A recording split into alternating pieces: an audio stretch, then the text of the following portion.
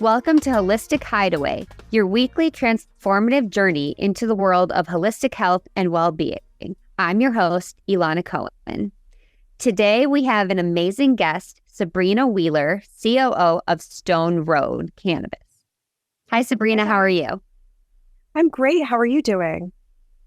Wonderful. Thank you so much for being on the show today. Of course. Thanks for having me. Anytime. So I would love for us to be able to tell the audience a little bit about you and how you became the COO of Stone Road. Of course. So cannabis has been a big passion of mine for the majority of my life. And prior to entering cannabis, I worked in the health and wellness sector, specifically with vitamins, supplements, and Ayurvedic herbs. So really healing with the plant has always been, a core focal point of mine. But then alongside that, it's always been, startups and entrepreneurship. And, previous to cannabis, I was COO for a health and wellness boutique retail storefront amongst working for some other brands as well. And so for me, cannabis was a natural segue. And so I moved out to California from Massachusetts only 2 weeks after cannabis went recreational. So January 14th, 2018, a day to remember forever. When I came out here, I didn't necessarily have a plan, but, I knew I had, robust experience in both the startup world alongside plant medicine and knew, I would be able to, kind of climb the cannabis corporate scale, you could say. And so, for me at first, I had to really take quite a few steps back. So when I came out here, I originally started working in a dispensary, which only lasted about 8 months or so. And, there I really wanted to just get a full understanding and education of the plant. And so I chose a dispensary where education was one of their biggest focal points and really just learn the ins and outs of the business. And quickly I was able to transition into being their sales trainer. So very quickly I was able to start then training their bud tenders on how to sell more effectively and really just kind of speed up and make the retail process more efficient. From there, about 8 months in, I got recruited for a brand for doing sales. And that was great because, for me, I can't be confined in four walls. It's like I've always held roles, that, I'm able to wear many hats and do many things. And so I started working for a couple brands, and the most notable one is Old Pal, which is now also a multi-state brand in about 13 states or so. And so with that, I met Lex Corwin, Stone Road's founder and CEO. And, we really just clicked and aligned from the beginning. And, I had been pitching multiple brands I was interested in on my vision, which was national expansion. Because for me, it was never about just staying in California. I wanted to then tie it back to my home roots in Massachusetts and beyond. And so, I pitched the vision to Lex, then he offered me director of national brand expansion, which was amazing. Now, that was, my goal. And once I started with Stone Road, I started looking at every aspect of the business from, our production, our farm, our marketing, operations, everything from soup to nuts, and really just started inserting myself and got promoted pretty quickly to COO. And now, we're a 2-person team and really, now we're wearing all the hats, which is great. But it's the wild world of cannabis.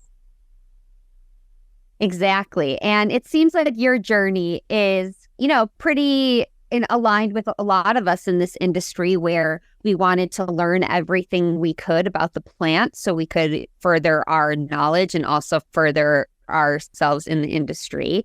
And for me, I also had started with health and wellness and CPG brands. And that's a lot of where came from my passion for hemp and the plant and THC. And I love the fact that you just decided you're going to make this big move. And that really, I think, shows me and our audience that you are in it to win it and for the long haul, but also you got in at the ground floor. Like you said, right when it became legal, you knew what you wanted to do and you jumped on the bandwagon, but in your own way. And I love the fact that you worked with other brands and you used your knowledge to come to Stone Road, which seems like that was the greatest decision that both of you could have made. And I would love to hear more about your two-man band, as we call them. And, you know, you're small but mighty. And I think that's something in the cannabis world and community that we always need to be promoting, and also just really showing our passion, and that we don't need to be a massive corporation to have an amazing brand. And your brand is one that stands out, especially to me. I've had the opportunity to try your products. I have to say your concentrates, they made me feel so happy and blissful. You have beautiful packaging, the pre-rolls and coming in these amazing floral packaging, and they were just so pretty. I didn't even want to smoke them, but I did, of course. And so what is the original vision? I know that you guys position yourselves as, you know, family-owned business, and you were so active and voiced about your farm, and it sounds amazing, and I definitely will be coming out there to visit. And you talk about not just being a family brand, but a family, as I see it, as the cannabis community. When I read things about you and I look at your brand, it really shows how you're bringing people together with the plant, with your products, and also just your mission.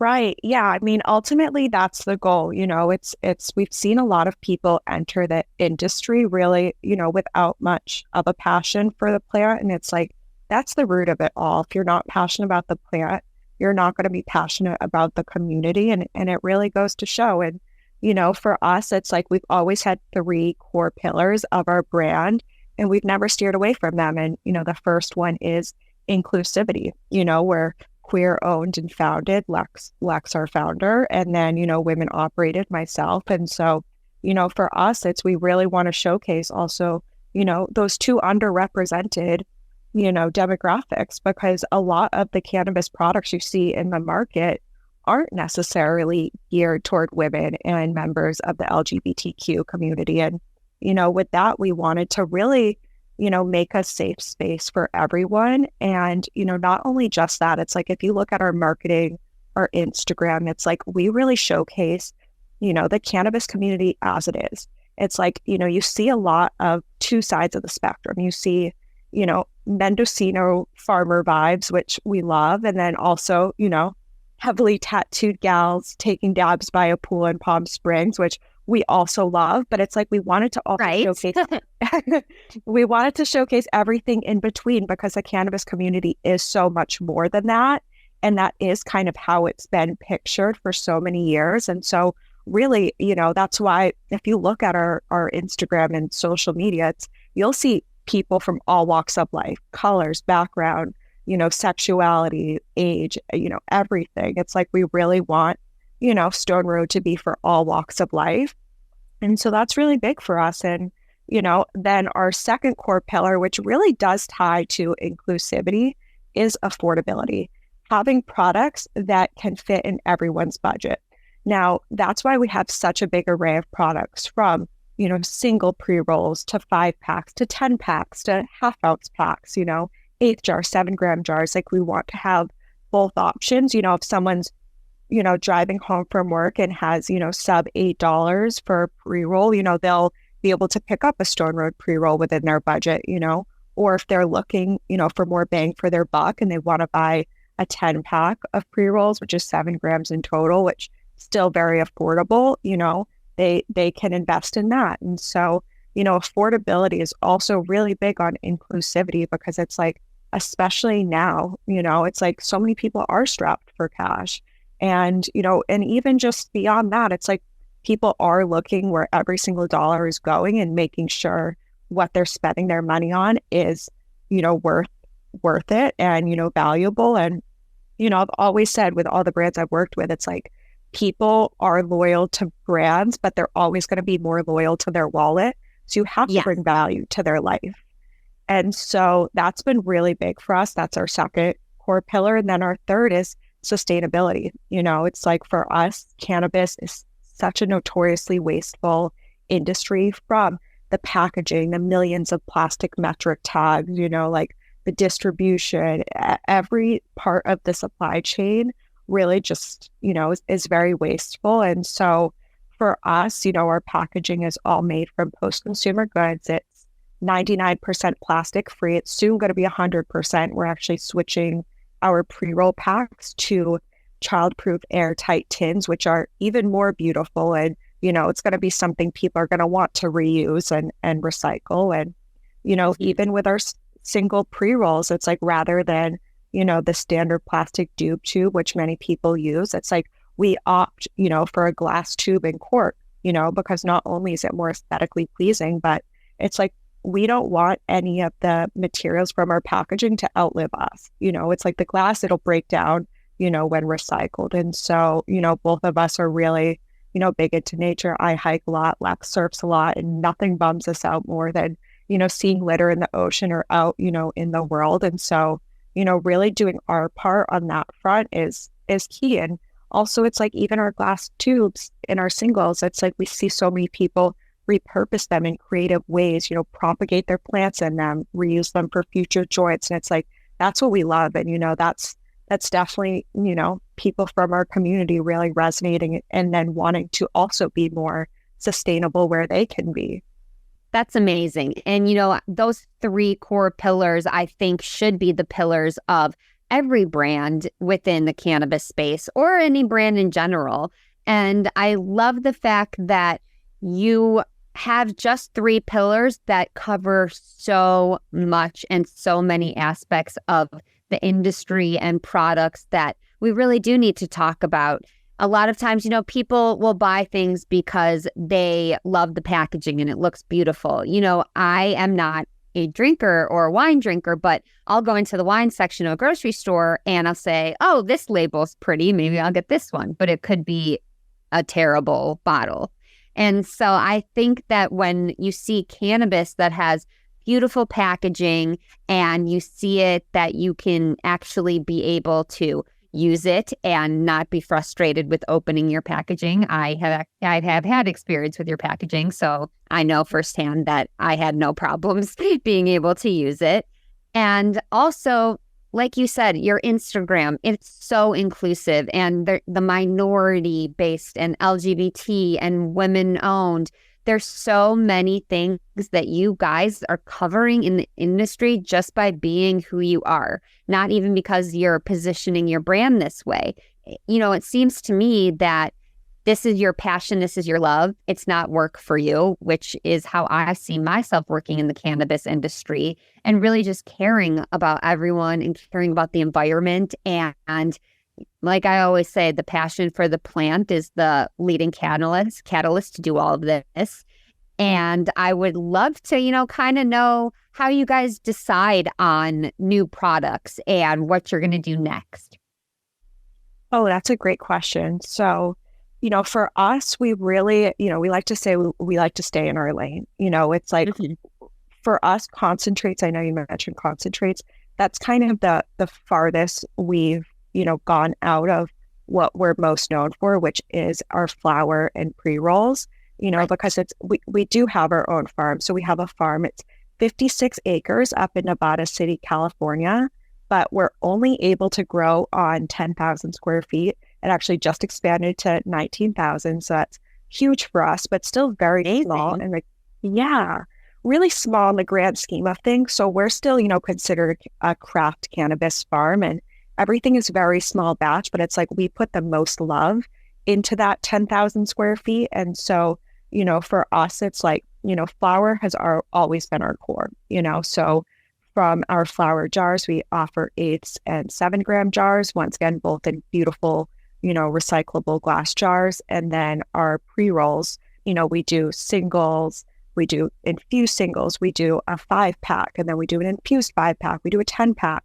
And so, pre-rolls are definitely our bread and butter and our signature few, but as we've built more demand, it's like consumers were then asking us for concentrates. At first, it started with hash because that's, what we're most known for. And kind of to take it back one step. So for us, the biggest thing with choosing new products is products that we'll personally consume. Lex and I both consume a lot of Stone Road. And so for us, we always opt for the most natural products. And that's why we'll never infuse our SKUs with, distillate or botanical terpenes. Like we only infuse our pre-rolls with solventless bubble hash. And then we recently, in the last year or so, we started also adding THCA diamonds, which even for us, that was a bit out of our, comfort zone, only because, it's still the most natural concentrate outside of hash. But, it's like we really had to meet the market where it was, and people wanted these, insane testing results. They want the 40%ers. And so, adding a little bit of THCA diamonds was our answer to that without, having to go an unnatural route.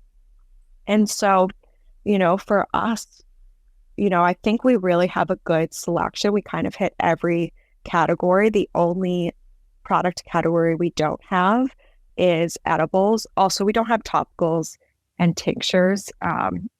Definitely that I've kept it in mind, but our next product launch is going to be an edible. This will actually be the first place I'm saying this. So we are currently R&Ding a Turkish Delight style gummy in which we're going to use, I'm really excited about that one. And it's going to still be very affordable. And so with that, we're going to use our solventless bubble hash to make those. So once again, really using our house products. And it's like, kind of back to the product side, it's like so many people, they put, shake and trim into their pre-rolls and pre-ground pouches. And for us, that's always been one of the biggest differentiators, is because we never use shake or trim in our pre-rolls or pre-ground pouch. We simply take the least beautiful buds that aren't pretty enough for the flower jars, and we put them in a big commercial grinder, grind them up, and use that for our pre-rolls and pre-ground. And then so many people ask us, they're like, okay, well, what do you use all the shake and trim for? And that's what we use to make our solventless bubble hash, which is simply just the cannabis material, ice, and water, nothing else. And so, with that, that's why our hash is so tasty, flavorful, and really, just has the most pleasant high to it. And so we're really excited to now then branch out and start, infusing an edible with that. And we've already been R&Ding it, and it's delicious. And I can attest to that as well. It very much tasted great. And I don't come across a lot of concentrates and products like that with bubble hash that actually have an amazing taste to it, where you can still taste it after you consume it. So I think that's very unique. And like I said, you guys just represent your products exactly how you are. Like I said, the packaging is beautiful, and even just with your rolling papers. And I feel that when you use your florals, that is a great way to represent the plant when you're using real flowers, and also culminating all of nature into your stuff, and not just making it, a huge stoner brand, which of course we all love, because it's mainly, we are all stoners in our own right. And I think that when you talk about everything being inclusive, and when you talk about who you are, especially in your mission statement, that you talk about rolling joints as a gesture of love and friendship and bringing people together. I love that. And I could not agree more. I've done a lot of events and been with a lot of people where we're sitting around the table rolling joints, and it's a conversation, and people are talking about who rolls the best, who rolls the fattest joints, who has the best paper. And it's definitely a great way to hang out with people, do something inclusive in the cannabis community, and then be able to smoke together and have this great day of connection. Is that kind of where you saw it going with that message? Oh, yeah, absolutely. And that SKU in particular was, one of my favorites, because it's like, so many people, they do, that the roll your own pack is perfect, for social gatherings and whatnot. It's like I always say, especially since post-COVID, it's like people want their own joint. It's like we do see less and less people sharing joints, but, it makes sense. Like, you don't usually see people, sharing, a drink. And so similar to that, it's like our 1/2 ounce pre-ground pouch. We really think that is the ultimate, party pack, because it's like, someone feels good about buying this, bring it to a party and then having everything there for, people to, roll their own joints and really have it be a gathering experience. And, and another thing is like, it's still so affordable. It's like most people nowadays, they're going to keep their super fancy $60 eighths to themselves. But, if they can buy a 1/2 ounce of high quality pre-ground product, for sub $45 to bring to a party and, let them and 10 of their friends roll up joints, like, they're going to do that. That's really, cannabis is a unifier, and, it is a social, social mechanism for so many people. And that's really, why we created that SKU. And something else that you said that I just wanted to follow up on as well is, a fun fact that not too many people know about our packaging, but all of the flowers you see in both the 1/2 ounces on the pre-rolls inside the, pre-roll box trays, all of those flowers are actual photography from our farm. Because, how I was saying that so because we only grow in 10,000 square feet, but we have 56 acres, we leave the rest of the farm completely untamed and wild. And so there's so many beautiful flowers and critters. And that's why, on all of our merch, you'll see, bunnies and ladybugs and butterflies. And really, we wanted to encapsulate all of the farm into our branding so that people get a better idea of where their flower is coming from. And so, for us, it really was about making sure that we did incorporate that. And so, all of, the flowers on our packaging is from our farm. And, it's really a special place. And, our farm, it's completely off grid. All of our water comes from our own artesian well. It's completely solar powered. And even in our greenhouses, like, we're a completely no spray farm, not even organic sprays. It's like we just release tens of thousands of ladybugs and predator mites and let them do the jobs that they do best. But it's also like, if you test our flower, it will test more organic than an organic bunch of kale that you will buy at Whole Foods, which, really just is a testament to, like, what's actually in the sprays that are commonly used in agriculture. And, and that also does make a difference in the taste and the high that you get from the product. And so, I just wanted to add that in. That's amazing. Thank you for sharing. That's so beautiful. And I love that that's the photography. I would have never known. It's so beautiful. So I can imagine that the farm is just, like you said, wild, the flowers, and, using ladybugs and butterflies and all of that, which are part of the earth and part of our world. You're really doing it from, the ground up, as you might say. How did you guys decide that that's the route you wanted to go for your farm? I know you is all about sustainability and being organic, and that's really what we gravitate towards, many of us who are cannabis imbibers. And I'm just wondering, how did that vision come about that you want to be, let's see, with a more organic cannabis brand compared to, let's say, Whole Foods as the organic grocery store? Yeah, that's a great question. I mean, a lot of it did just come from experience. It's like we had to both personally smoke and experience both sides of the spectrum.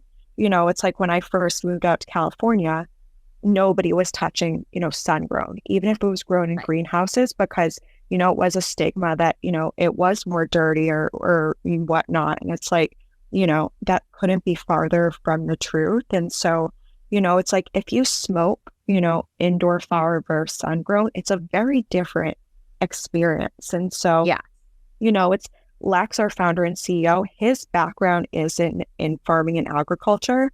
And he actually went to a farming school in Oregon, and he learned how to grow weed from, two hippies in their 80s. And, that's how they grew. They grew the most organic, natural way.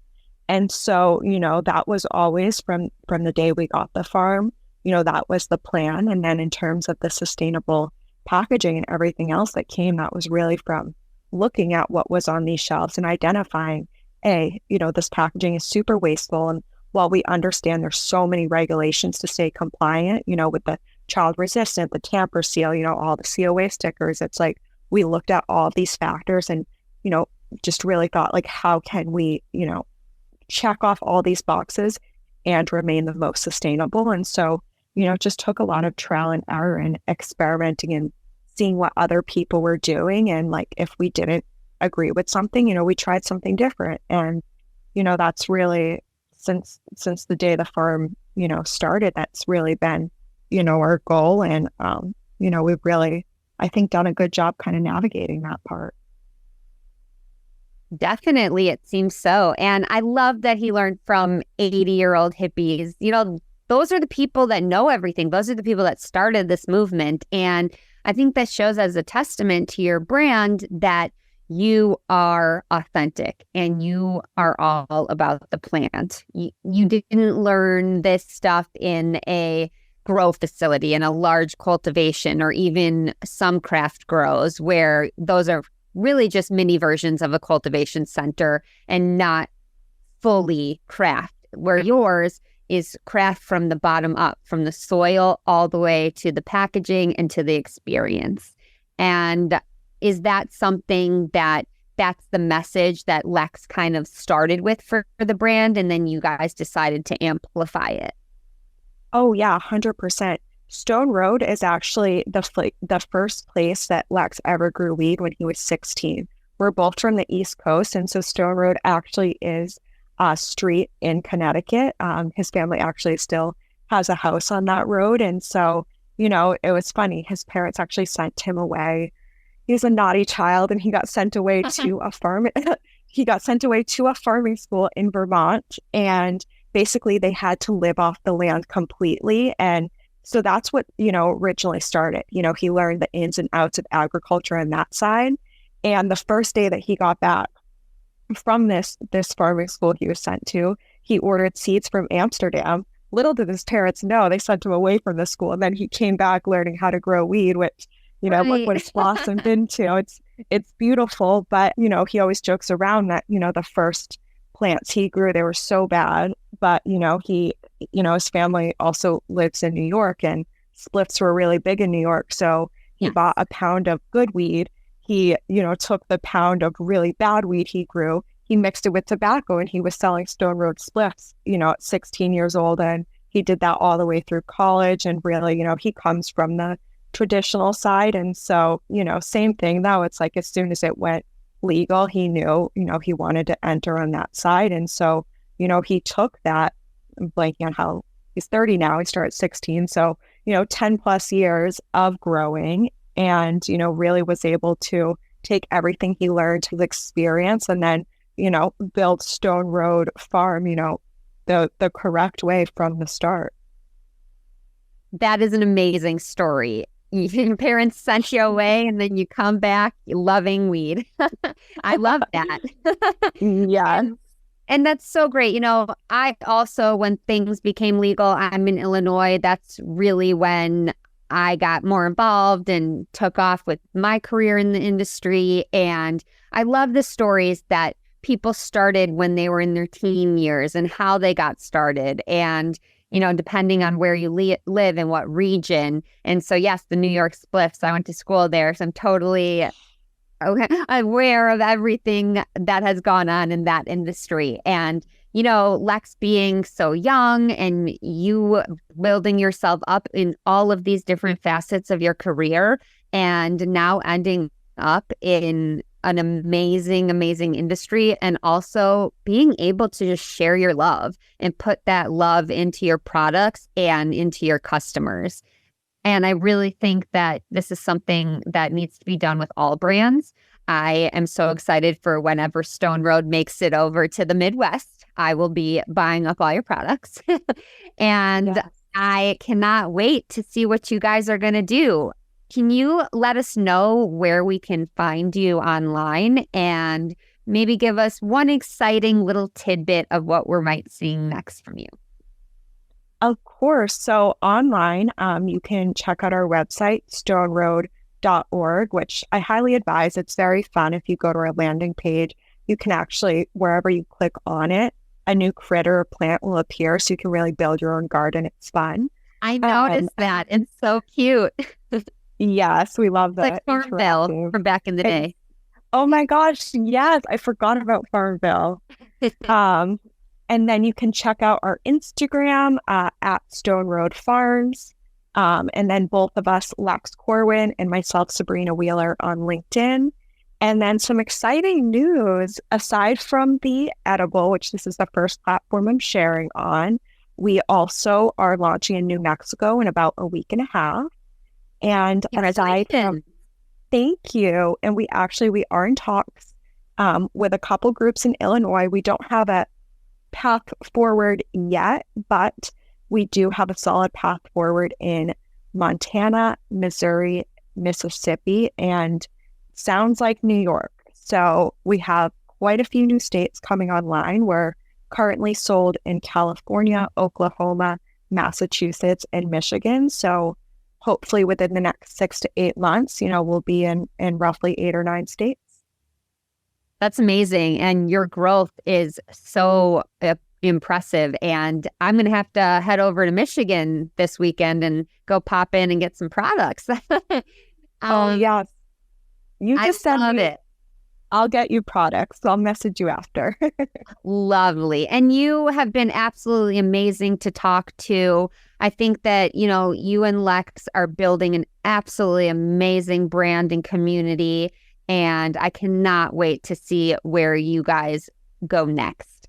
Thank you so much for being on the show, Sabrina. And I cannot wait to share with the world about Stone Roads and your story. Thank you so much. I really appreciate you having me on.